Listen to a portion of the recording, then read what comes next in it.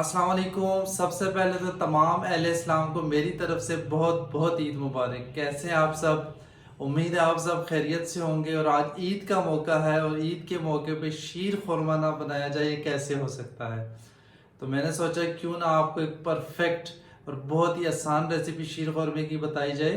तो चलें बिना देर के अपनी वीडियो को स्टार्ट करते हैं। बिस्मिल्लाहिर्रहमानिर्रहीम। सबसे पहले मैंने लिए 2 टेबलस्पून देसी घी के, उसमें ऐड कर लेंगे 7 से 8 दाने छुहारे। इसी तरह से आपने कटिंग कर लेनी है। इनको अच्छे से मिक्स कर लें। अब ऐड करेंगे 2 टेबलस्पून काजू,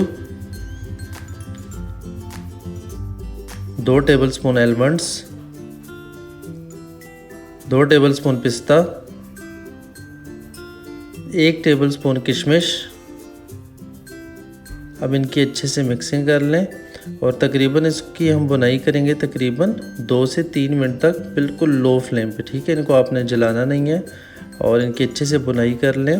बुनाई करने से ये होता है कि इनका टेस्ट जो है 10-20 गुना बढ़ जाता है। चलें जी, बुनाई हो चुकी है। चलते हैं नेक्स्ट स्टेप की तरफ। 2 टेबलस्पून देसी घी मैंने लिए हैं, उसमें ऐड कर रहा हूँ 40 ग्राम तक सवैयाँ।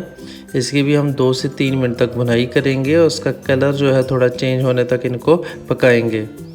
ठीक है, देख सकते हैं हम कलर हमारा चेंज हो चुका है। तो अब चलते हैं हम अपने नेक्स्ट स्टेप की तरफ।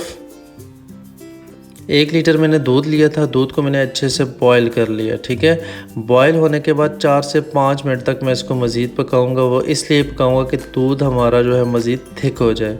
चलें, इन सब स्टेप्स को अच्छे से फॉलो किया करें। अब हम ऐड करेंगे इसमें ड्राई फ्रूट्स जिनकी हमने बुनाई की थी। इसमें हम ड्राई फ्रूट्स ऐड कर लेते हैं। थोड़ी सी अमाउंट में ड्राई फ्रूट्स जो है हम बचा के रखेंगे, वो सर्विंग के टाइम हम इनको यूज़ करेंगे। अब ऐड कर लेते हैं तकरीबन 1/4 कप चीनी। अगर आप मीठा ज़्यादा यूज़ करते हैं तो 1/3 कप ऐड कर सकते हैं। तो ज़बरदस्त सी खुशबू के लिए ऐड करेंगे हाफ़ टी स्पून इलायची का पाउडर। इलायची का पाउडर ऐड करने के बाद तकरीबन 4 से 5 मिनट तक इसको हम अच्छे से पकाएंगे। 4 से 5 मिनट जो है वो गुजर चुके हैं। अब इसमें ऐड करेंगे हम सवैयाँ।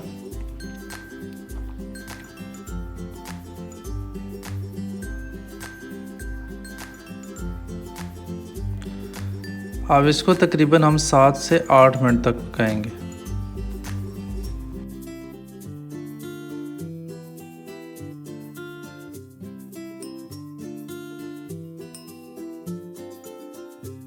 सात से 8 मिनट जो है वो गुजर चुके हैं। अब मैं ऐड करूँगा 2 टेबलस्पून खोपरा के। इस वक्त मैं इसीलिए इसको ऐड कर रहा हूँ क्योंकि मेरे पास ये फ्रेश है। ठीक है, अगर आपके पास वो पुराना जो होता है खोपरा वो है तो आपने शुरू में ही ऐड करना है जब आप बाकी ड्राई फ्रूट्स ऐड करते हैं। ये केवड़ा एसेंस है जो कि मार्केट से इजीली मिल जाता है। ये तकरीबन हाफ़ टी स्पून हम ऐड करेंगे। अब इसकी अच्छे से मिक्सिंग कर लें और इसको तब तक आपने पकाना है जब तक आपकी डिज़ायर्ड कंसिस्टेंसी नहीं आ जाती। ठीक है, कुछ लोग जो है वो थिक पसंद करते हैं, कुछ लोग जो है वो पतला पसंद करते हैं। तो आपने अपने टेस्ट के हिसाब से देखना है। तो मुझे ये कंसिस्टेंसी पसंद है। तो माशाल्लाह आप देख सकते हैं हमारा जो शानदार शीर खुरमा है वो बिल्कुल रेडी है। तो चलें इसको दूसरे बाउल में शिफ्ट करते हैं।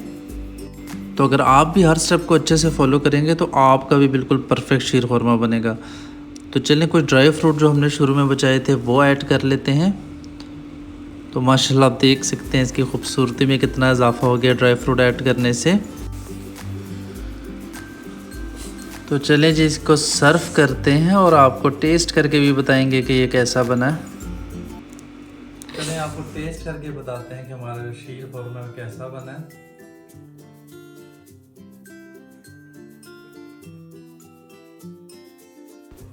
यकीन करें, इतना लजीज शीर खुरमा जो है ना, आपने ज़िंदगी में पहले कभी नहीं खाया होगा। ज़रूर ट्राई कीजिएगा और कमेंट्स बॉक्स में बताइएगा कि आपको रेसिपी कैसी लगी।